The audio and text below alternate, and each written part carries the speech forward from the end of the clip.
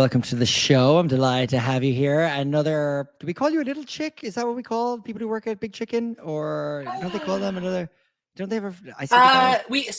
We have like it's yeah, because there's a lot of other words we could use in terms of chicken. We try to stick with chick or chicken. That's probably a good thing to go with. Yeah. Okay, cool. So we have another one on the show. And I'm delighted to have you here. I really, really am. I actually love having my marketing guests on the podcast because it's like, I feel like I get G'd up hearing all the amazing things because you have such an exceptional brand and you have such an exceptional background Thank in you. hospitality that I'm just excited to kind of dive into it and kind of uncluck some insights or cluck whatever the phrase is. I am embarrassed for you right now. So let's You start with that. You should be. I think having a podcast is mortifying anyway. So like I've already got no shame. According to my family at least anyway.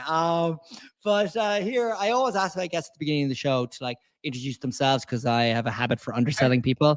So like I'm just terrible. Like can you tell us a bit about yourself, who you are, what you do, and Yeah. I think most importantly, how you got to where you are today. Yeah, it's a bit of a story, so buckle in. My name is Anna Lee Tauzin Neve. Technically, my last name is Neve because I married my husband 2 years ago, but professionally, I keep my last name Tauzin. It's really complicated. There's actually a lot of women that do this, and I'd love to have like a support group for ourselves who talk about like changing your last name and why it's a terrible thing to do. So that aside, that's my name.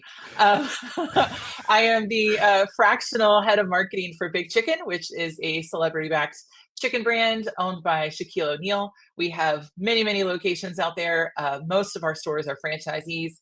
They also exist in stadiums. Let's see here, cruise ships, one airport, malls. We have a lot going on. It's crazy the amount of growth that's going on. But how I got here is a really interesting story. So I did not come to be a consumer marketer easily. I took like several back doors essentially.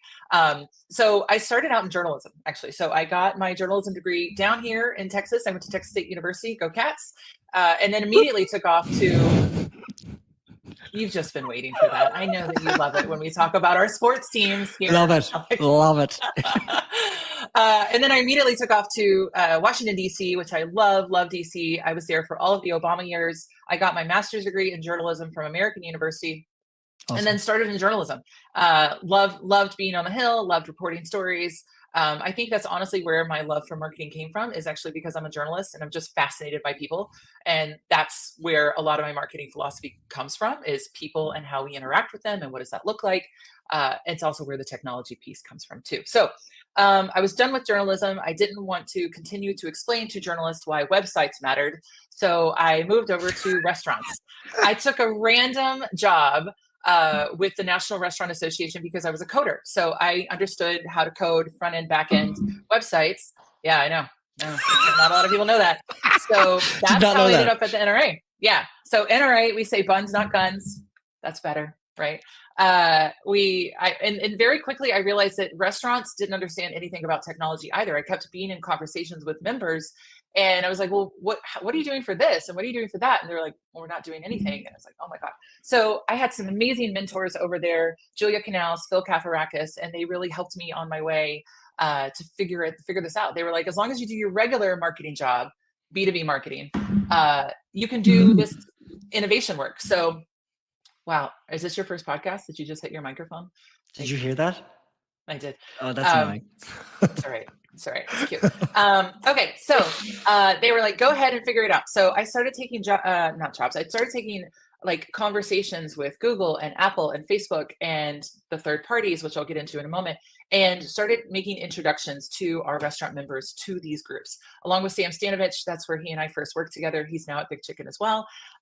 We created all these innovation programs. So we created the Startup Alley at NRA Show. That was my baby. It still exists. We won that last year. Just a shout out to Landed for that, by the way. We won you're that. Welcome. You're welcome. Yeah. You're Well, welcome. Vivian won it technically. You can take credit for it. It's okay.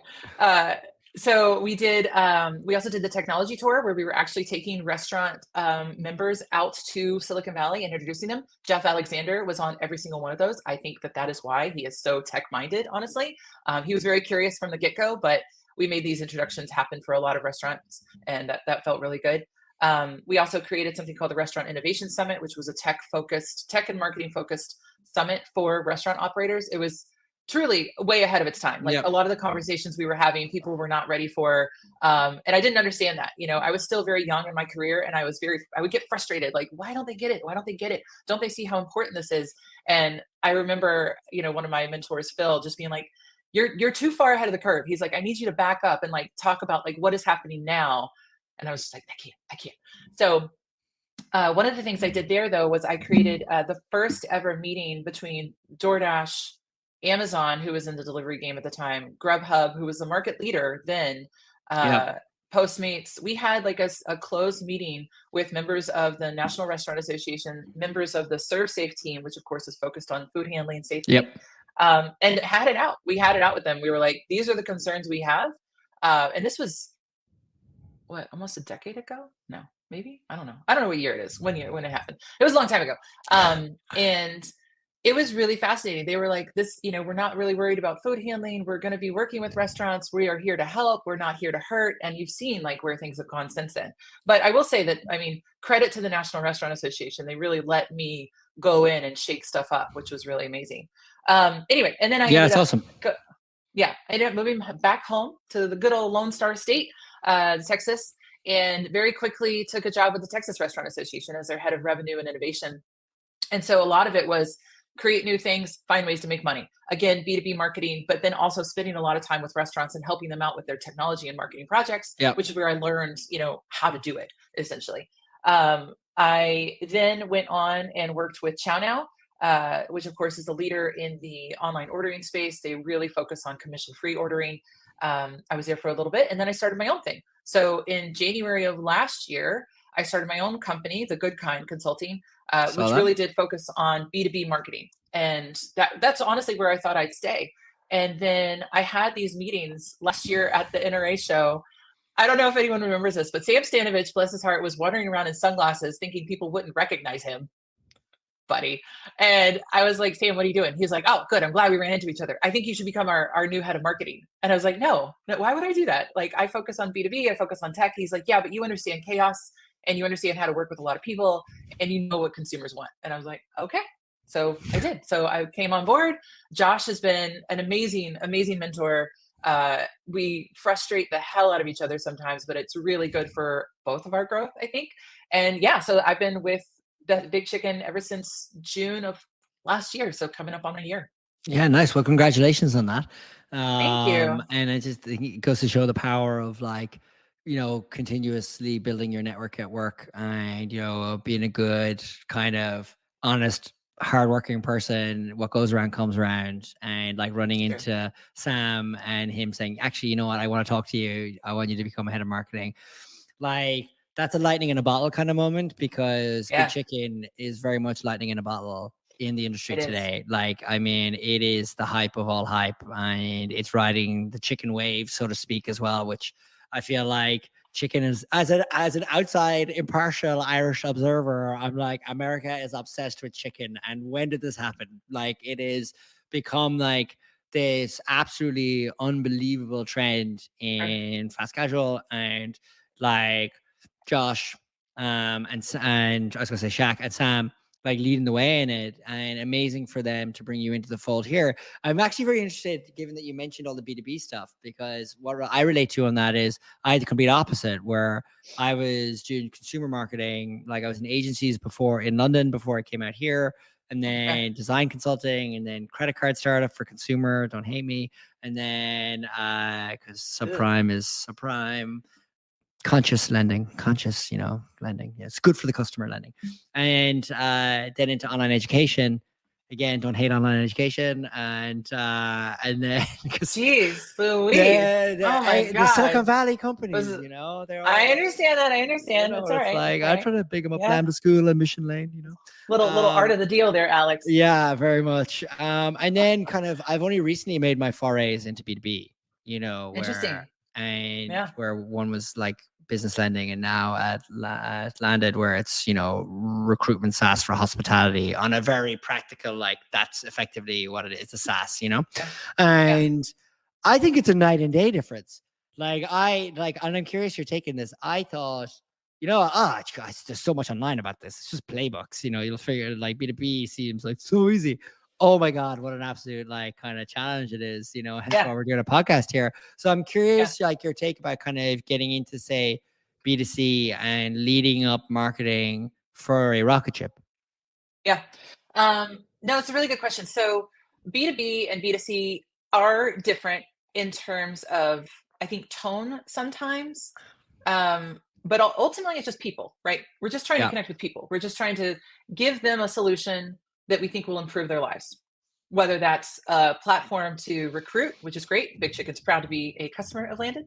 But or it's trying to serve them some chicken, some great tenders, some great shakes. We're just trying to connect with them.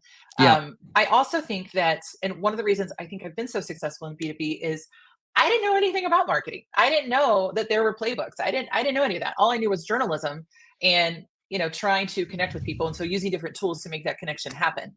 So for me, the strategy was always like, how do I connect with these people, not what kind of metrics am I going to use. I would say that like the first time I really saw the B2B marketing machine in Works was at Chow Now, and they Yeah. had an incredible build out. I mean, it was just fascinating the way they were able to calculate basically like worth of a potential client, and how they're going to transform them from a lead to a qualified lead to a target, and like all that. And I was like, holy crap, I know you're shuddering thinking about all these different terms. But it was fascinating. It was really amazing to like learn like how all of that works and everything. I thought that was really cool. But for me, like I was always like, well, what do they want exactly? Like I don't want to send out these beautiful crafted emails that no one reads. Like, why don't we send them an email that's like, hey, how'd your kid do in a soccer game last week that you told me about when we ran into each other at that conference and we were drinking after hours? Like there's like so many better touch points, I think, that Yeah. actually feel better for people. And so for me, like the move over to B2C, I was a little worried would be a bit more jarring than it has been. It hasn't. It hasn't at all, Yeah. because my marketing philosophy has always been around people. So that hasn't changed. Totally. And I guess, like to run like marketing at something like Big Chicken, like what are the sort of like metrics that your performance is sort of like measured against? Like, are you like in a sort of brand kind of role where it's trying to figure out how do we just drive awareness that we exist because we're growing so quickly? Or is there like a performance sales kind of side to it that like you need to like have impact on? Yeah, for sure. It's both, as you can imagine. So, I mean, I look at the metrics around, what are we getting on engagement? What is our open rate, for emails? What is our unsubscribe rate on SMS alerts? Like, I look at all of that. That's one thing in terms of like brand affinity. Are we actually helping people? Do they want to read our stuff? That's one thing. And then the other side of it is growth and sales, right? I really look at sales numbers as like the ultimate metric for marketing. Yeah. Truly. And I mean, there's a lot that goes into sales. I take credit for it as much as possible. But and then whenever I see the reviews, it's like, oh, we had a bad experience. I'm like, oh, this is operations fault. So Yeah. I have a great relationship with my ops guy. Honestly, he gets it. But so we look at both. We look at brand affinity and then growth in terms of sales, because I want to know, is it actually making a difference? The really great thing that we added 6 weeks ago is we rolled out our loyalty program with Thanks. Yeah. I love Zach. I saw that I on love the team social. over at Thanks. They are fantastic, like truly. And like Josh Halpern, our CEO, was just there to be part of Thanks's customer council that they did right after RLC, which is great. Yeah. Really smart timing to have your event right after a major conference in the same city. Very clever. Also, really good way to save on hotel rooms. So they have some really good metrics that we're looking at as well, in terms of like first-time visitors, first-time signups. Yeah. What kind of retention rate are we getting? How much the value of the clients or guests, like after they've come in over a certain amount of time. Like that's really, really helpful. So we're still just at the beginning stages of really digging into those metrics and starting to target our KPIs around totally. That. I think, that's like, I mean, it's obviously like one of the hottest button topics, I think, probably since the pandemic, is like how to solve loyalty. Oh yeah. In hospitality. Sorry, one of the biggest topics like in general society has to deal with, but like I think for like restaurants and hospitality businesses is like solving the question of loyalty. Like, where do we even start? Like, yeah, like for you, it's obviously going to be a core part of your job now, is like basically taking ownership of that, like, and trying to figure out how to like measure the sort of incremental sales value that you get from a loyalty program and justifying its existence. So you're going to now be justifying its existence for the next while. That's now in your face. You're like, oh God. But thank God I have a tool that I can actually use that like makes a difference. Like that, it's one thing. I mean, when I first started with Big Chicken, there were no systems in place at all when it came to marketing. So I had to start like everything from scratch. There was no email, there was no text, there was no nothing. I was constantly like going to people being like, can I at least get some metrics? Like, what are our sales? What are our numbers? Like, what is our average ticket size? What are we doing on third party? Like, there's so much to sort of unpack there. I think the really great thing about marketing at Big Chicken is, you know, we have a couple different taglines, but one of them is big flavor, big food, but big fun. And that big fun component can mean anything. Fun is subjective, right? Like who defines who is fun? What is fun? So we try to have lots of different elements within the process, either online or in store, to give our guests a fun experience. We've done a lot of different things around that. And like when it comes to loyalty, one of the things that we really want to focus on is we don't necessarily want our guests to spend all their points on like low level discount items, right? You can go to Big Chicken, after a couple of visits, you get a free shake, or after a couple of visits, you get a free sandwich. That's one thing. But what I really want them to do is bank their points, because we already have like a big tier item for them to, you know, earn their points towards. It's a cruise, right? Because Shaquille has a partnership with Carnival. So the biggest thing you can get on our loyalty platform right now is 2 tickets on a Carnival cruise, which was amazing to try and calculate, by the way. Like how many points? How many points is it going to take? What is it going to be? What is the hard cost going to be? Like telling the lawyers, that's always fun. But then we've also got clearance from our lawyers to unveil some new stuff soon too. That'll be sort of in that mid-range where we want you to hold on to your points so that you can get access to some of this cool stuff that isn't discounted items in store, right? We want them to have access to different events, or if a certain DJ is performing in somewhere, we want them to have access to that, or maybe going to a festival or some other really cool swag items that you can only get through the rewards marketplace. That's all the stuff that we're going to be adding very soon.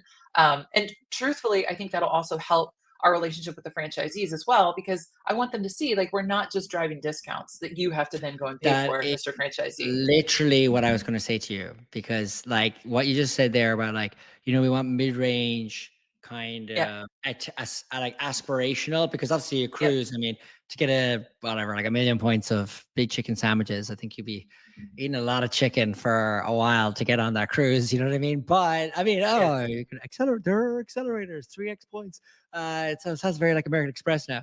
And, and I'll use my dining. We learned from the best. And but what I think is interesting is you said like, you know, it's not just discount. And I think that's like the divorce reality that I think everyone in restaurant hospitality has to really understand, which is like, just because you run a loyalty program doesn't mean you need to give away things for free.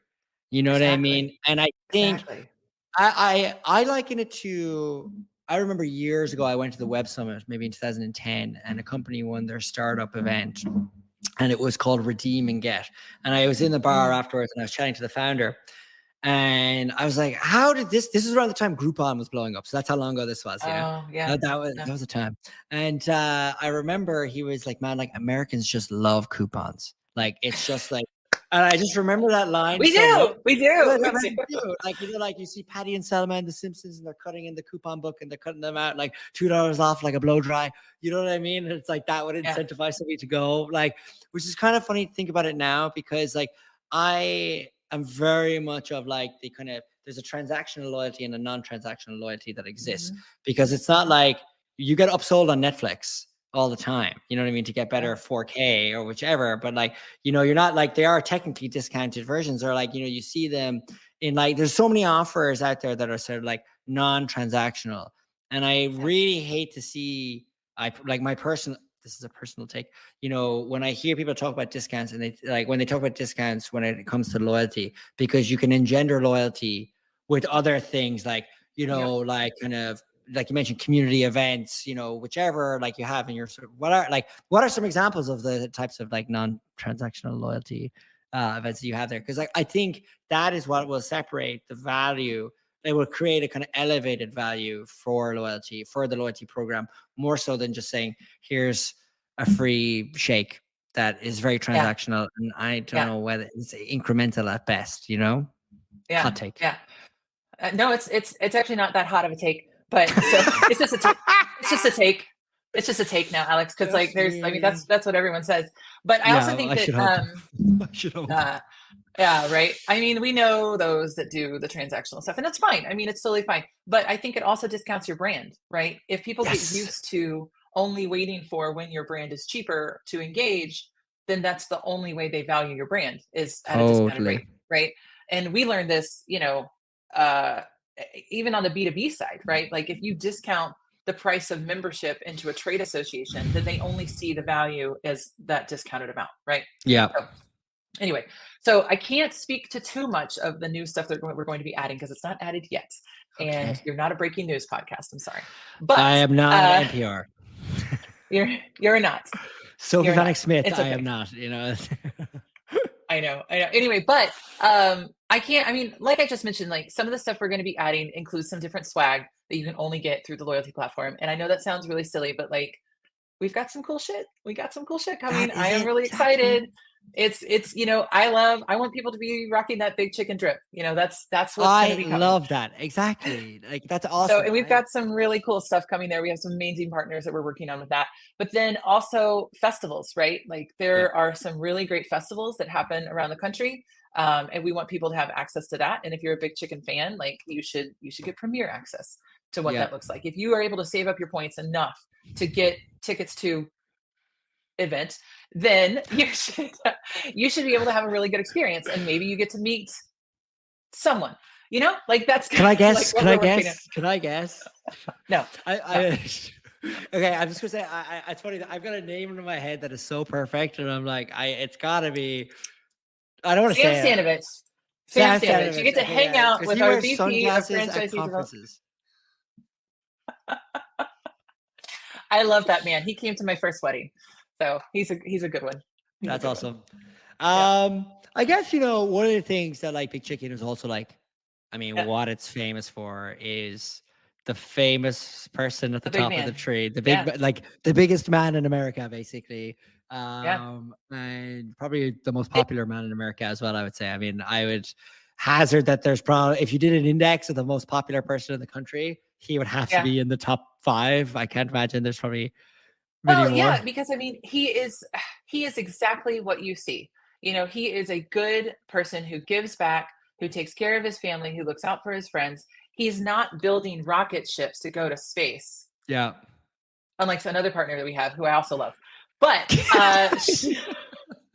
forgot about that.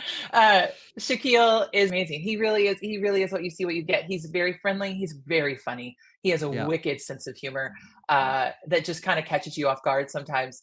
He is an amazing person to work with, honestly. Like whenever we go to him, we're like, hey, Shaquille, do you mind recording a video? Or can we get your take on this? He gives us his time. It's incredible because he cares about the brand. This is the first brand that he has developed everything with. He developed the menu. He worked with their chefs. He's seen it grow. So he has an opinion on it, and he wants to help lead sort of inspiring our franchisees for what Big Chicken is to become. He is known as a one-take wonder too. Like, I mean, whenever he does videos, he knows exactly what to do. It doesn't take him very long. He gets a list of bullet points. He records it really easily. It's his personality. It's not scripted, which is pretty incredible. And he's great to work with. It's important for us to make a distinction, of course, whenever we're working with franchisees and guests. Big Chicken is not a Shaquille themed restaurant. It is a restaurant that is co-founded by Shaquille. He is part of our brand voice. He's not our only brand voice. And that can be a really hard distinction, to differentiate. But so far, knock wood, I think we're doing a good job at it. Totally. I mean, like, and I think that's the key thing. And I think it's like, like celebrity fan, like, I don't really want to refer to him as a celebrity because he's kind of more than that. I think he's like an omnipresence or something. But you know what I mean? In the sense he's saying, I think he's like, I mean, obviously he's a sports star. Like, I mean, he's everything, I guess.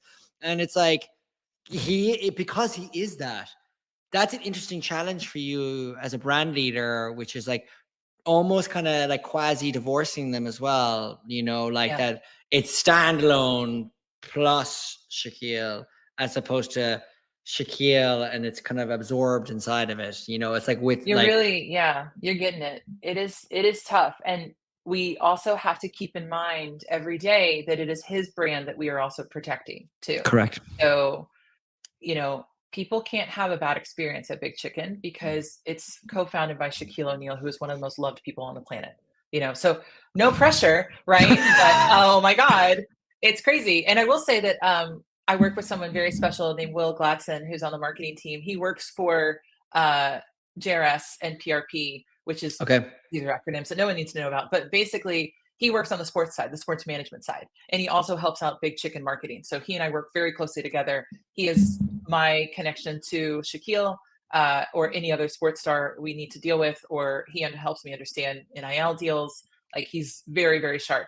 And he comes to it as well with no restaurant marketing experience. He just understands sports and people, which is really great. That's awesome. And I mean, what an unlock for you in your career that now you're dealing with like sports, like sponsorship and ambassadorships or like TV media or like getting into like influencer kind of stuff, like worlds away from B2B marketing. You know what I mean? It's like, yes. But it comes back to the point that you were making though, is that you're still just trying to convince somebody to consider your brand.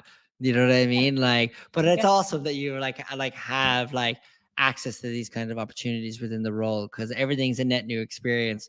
And like everything is like, I'm just coming after it you're coming after it with the lens of like, how to like persuade somebody to persuade them to consider popping into a Big Chicken and trying out one of those sandwiches. It's like, that's awesome.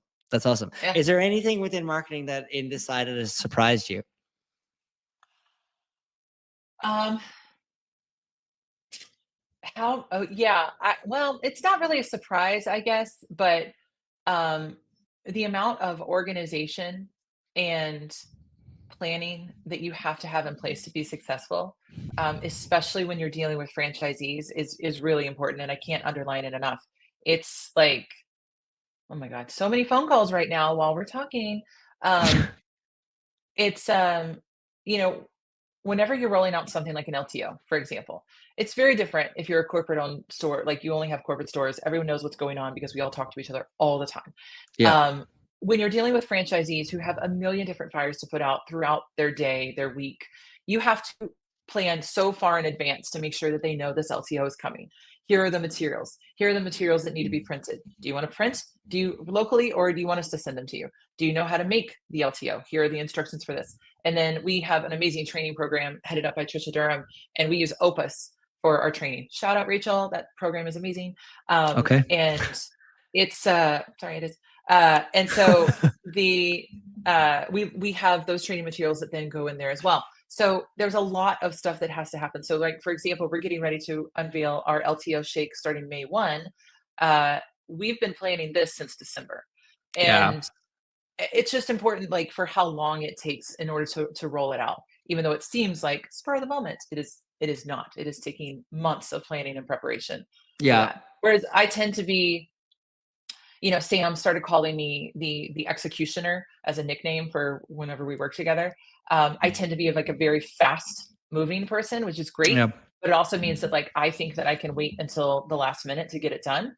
And I cannot do that. And so I've had to actually change some of my practices to make sure that I'm even more prepared than I normally am. Oh, totally. And I think, you did right. I think that's actually a very important point. I mean, like you're scaling like crazy. I mean, so many locations now, so many different voices. And I think like, this is where like, I guess, I don't want to use the phrase corporate comms, but this is where corporate comms like really kind of has to shine through as a process because like communicating the LTO of say the shake that's going to launch. Okay. It's like to your point, like 6 months in advance, like preparing that type of communication is not like a simple email and, mailing a packet and there you go, you know what I mean? And this shit just happens. It's like, there are so many elements to getting it right to launch on the same day or on the same weekend or whichever it is, having everyone having the same promo at the same time. I mean, it is like moving mountains. I think like it's interesting because like you obviously hadn't done that before. Like you hadn't done that before. So like, was this like, you were like, oh my God, was this like an, oh my God, like the next LTO, we'll all try and we're doing it so much Yes. sooner. Yeah. Yes. We had a bit of an issue last November, I'll say. And we learned very quickly, oh, we can't do that. Okay, got it. And I will say, like, so I was used to dealing with, like, at the Texas Restaurant Association, for example, I was used to dealing with chapters that fell underneath like the state level. And so whenever you push something to chapters, you're just used to them going, okay, got it, boss. Like, we're on it. Franchisees do not behave that way. They do not. And they very quickly helped me understand that I am in service to them, not the other way around. And it is absolutely the right way to look at it. Like, franchisees they are part of my, they are my clients. They are my customers, just as much as the guests are. And so I have to make sure that they feel prepared and empowered, and that they are given a voice and allowed to come back and, tell me what they think about things. And it has been interesting. There have been some tense conversations, but I think the great thing is like, when you approach it with enough mutual respect, you learn very quickly and you adapt quickly, and you don't make the same mistake twice. Well, I think that's exactly it. And I think like that's like a fear like everybody in marketing has, is like braining the go to market. You know what I mean? Like that's how I always feel. Like I'm like, oh my God, we're launching a product. And I'm like, have we communicated this? Have we given ourselves enough time? Have we mapped out that sort of the user journey, the marketing journey for somebody, the product journey? Like, is there like, because you can always do more. Like, I mean, one of the things like I am very kind of fierce about internally is retros. Like I retro every conference we go to. I'm like, sit there, anyone who showed up, I'm like, you're telling me literally everything about it, good and bad, and I am consolidating that, and then we're not doing that again. What's your vibe check? All that kind of stuff. Like, it's like, I find the go to market stuff like so difficult from a marketing perspective, because there's so many things you could do. So it's like, it's not like you have so many regrets because you're kind of delighted you got it over the line. But you're like, okay, there's a relentless pursuit of always trying to improve it, like no matter what. And I find that like fascinating, and it's cool. I appreciate you being so honest about that as well. Like, it's like, I mean, marketing's hard, everybody, just so everybody's sitting here, and it's hard and it's easy at the same time. And that's why I guess we do it, like it is. It's hard and it's easy. And like, I mean, we joke around about it, but like marketing also gets blamed for things. Marketing is the first line item cut whenever there's layoffs or anything, like we're just the first one. And you just have to know that. And I think maybe that's what makes us a little bit crazy, is like, we have to be out there and pushing and not playing it safe, because we know at any moment. Totally. I think I would agree with you on that. I think like, putting your own personal stamp on the marketing is like super important. Like if you were not there tomorrow, what about that business would not be kind of visual to people, customers, clients, prospects, whatever. But I also think like, one of the things I've definitely noticed just from my own perspective on marketing over the last couple of years, especially since tech has been laying off everybody, and it's, no dig at those companies, but like, there's just been mass layoffs, and in particular marketing, and the amount of marketing people that like will come into our funnel asking about marketing roles or whatever, like, and I'm like, it's taking ownership of revenue. Do you know what you were mentioning earlier, talking about sales? Like you look at the sales. I think it's like, how do you think about marketing as a seat on the table? Like what would the CEO of a business take seriously about marketing? It is like revenue, and I think lots of marketing teams kind of lose sight of that, where it's like, running initiatives that like, are what purpose are they trying to serve, with the ultimate kind of, the almighty dollar at the very top of it is like something to constantly think about when it comes to it. Like not to like determine the strategy, but to be conscious of it in the conversation of like thinking about how marketing. I think about that a lot because I feel that narrative has changed. Like before when I worked in marketing, I never heard anybody ever. Maybe I worked in well-funded tech companies that were literally lighting money on fire. But like, which happened a lot. Tell me about those parties later. Oh my God. I'll tell you one funny one that like, and I think people might find this funny. You know the phrase test budget? And we go, oh, we have a test budget. We're going to test some budget. Oh, sure. And so like, if you're a large corporate business, they just got to spend money by the end of the quarter or by end of year or whichever. And I had the biggest car company in the world as a client, and that happened to be German. And I got this message from the client, and it was like, basically we have to spend budget by the end of the year. You have to spend this. And I was like, okay, like what was it? And it was like 50 grand. And I was like, well, we got like 2 days to spend it. So I was like, okay, I guess I'm just launching a campaign, and gone. like you could spend that in a second. And I think about that a lot because I'm Oh, like, I am scraping for budget, you know, and trying to be as yeah, efficient as possible. And I yeah, think there was such an era of like brands like behaving like that. Like, I mean, we're talking mega brands, you know what I mean? Like, yeah, as in global yeah, institutions, to then going into like Silicon Valley startups where, you know, you're getting free lunch and there was all these sort of random benefits that came with the experience yeah, of working in those companies, and then raising so much capital, like having so much yeah, in hand that you weren't necessarily worried about it, to today where I feel like there's a complete shift. And in particular for people who work in marketing, where, you know, it's a very, my perception is like that it's a very difficult job market for people to figure out how to yeah. get into marketing now. And the role keeps changing, like the expectation of Mhm, like the founder, like you have to be so adaptable, like you know. And I think mhm, that's like so impressive. And frankly, is like, you know, to come like be B2B, but to be able to take on the challenge of like not just joining a company, but like leading the marketing at this business is like something mhm. else, you know. Like, do you think like, what do you think the role of marketing for say like a restaurant growth company is kind of going to look like, you know, like how do you feel about your experience in that role now, almost 1 year in? Yeah. I feel very lucky, honestly. Like and there's not a lot of brands that would have taken a chance on someone who has a B2B background.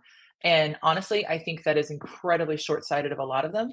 I think that it's, and listen, I'll toot my own horn for a minute. Like the fact that Yep. I have trade association background is huge. I know how the business works more than a lot of marketers, right? Because I've seen all the different operations budgets. I've worked with them on like, I remember working on calorie legislation. You know, I worked to help pass alcohol to go in Texas. Like I understand the laws that can be restrictive or not to restaurants, and most marketers don't have that kind of background. So the fact that I know how to talk to elected officials about something affecting a business is a huge benefit. So if I were a recruiting company, I would definitely look at people that had alternative backgrounds like mine in trade associations or B2B, because we understand the systems that have to be in place in order to make marketing effective and how to measure it.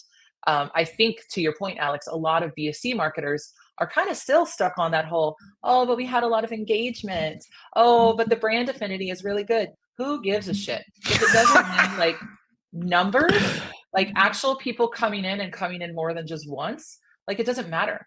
And so, you know, I would always look at someone who has an alternative background as someone who's capable of doing marketing and leading marketing, because they bring to them so many different questions and philosophies that don't exist in your regular consumer marketing. I mean, anybody can throw a party.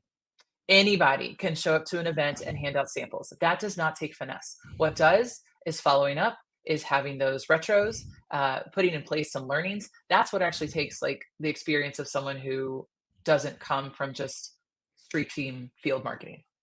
Sorry, I hot I take. would agree. No, I mean I mean it's true. Like I mean they like anyone can like I would subscribe to that ideology. Like frankly, I think like, you know, your one's personal intellectual curiosity is probably the number one thing I look for in people. You know, like Sure. Yeah. I interview people. I had some guy recently in an interview, and he was like, oh, you know, I learned how to like, you know, hack YouTube. So I've made this YouTube channel and I make like Hey, YouTube videos. And I was like, fuck yeah. Like, I was like, that's awesome. yeah, I was that's great. like, That's great. the fact that you didn't know how to do that, but you went and you were like, I'm just going to figure out how to use YouTube and like Yeah. create all these random videos on a certain topic. I was like, you are definitely in my pipeline. You know what I mean? You are definitely the kind Yeah. of person that I want, because I'm like, you know, I have a great article I'll send you. And my old boss at Lambda School wrote this. And it's on First Round Capital's website. It's called "Giving Away Your Legos and Other Startup Commandments." And she talks about like Legos, like children with their Legos, you know, and you like, Yeah. how do you give them away? And she like kind of parlays that into like, you know, when you did start a job and you're in a scaling business, you know, Yeah. what you're hired for today in 6 months' time, like if that company's twice the size, what does that mean about your role? Are you comfortable about giving up parts of that role to somebody else to Yeah. like for the greater good of that business? And are like, is that flexibility within you to do that? Like, are you able to move around and do that kind of thing? And I think like I've very much absorbed that when it comes to thinking about how I think about people for marketing, because I'm like, oh, you know, you don't know how to do email marketing, nor do I, sir. You know, so like there's plenty of content out there for you to figure out. We just want to get Yeah. this live, let's get it live. We will always improve it. But like done, Yep. like for like a lot of the processes, I'm like, I keep telling people, it's like, just go do anything. You know what I mean? Yep. Like we launched on Shorts. You'll laugh at this. We launched on YouTube Shorts like 2 weeks ago. And there was like 50 hours of listens on YouTube Shorts.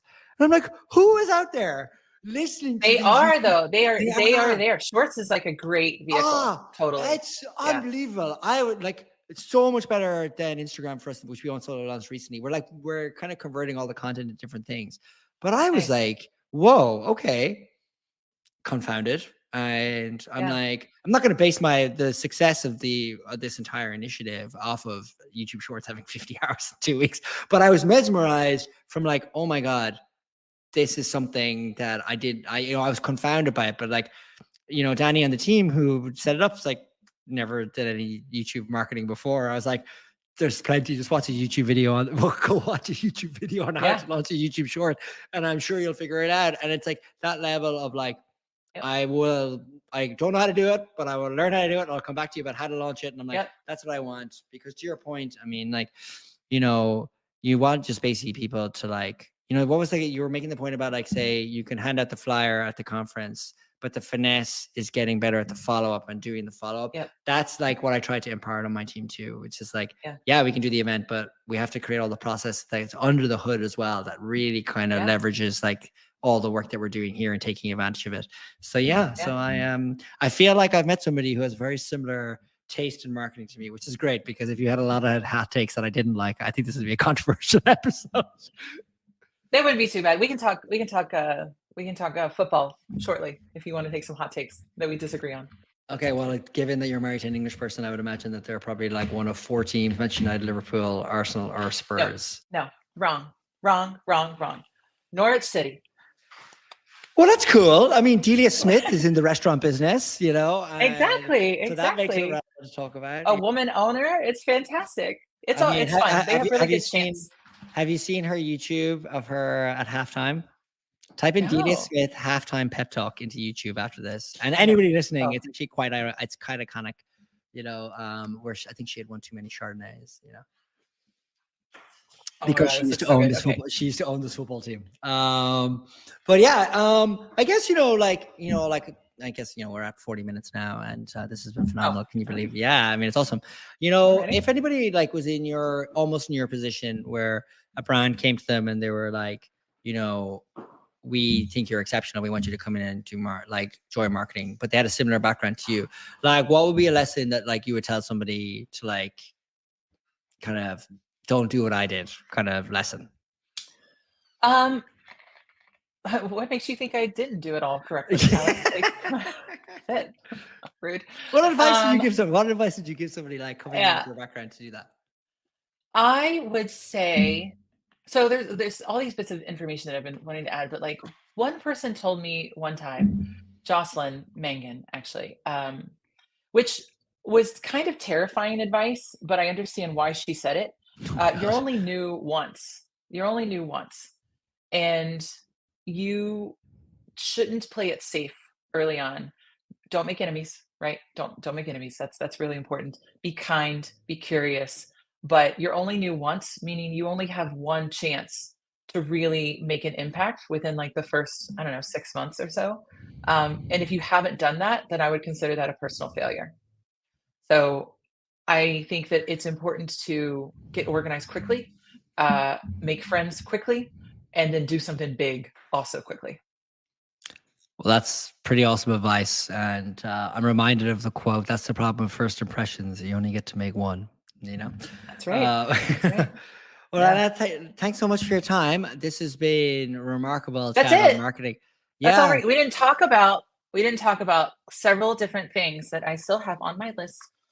Well, I'm glad, but I mean, were you happy to talk about marketing and your exceptional career and your exceptional job that you got? Okay, but wait, one other thing. I did want to do one last plug. Okay, okay.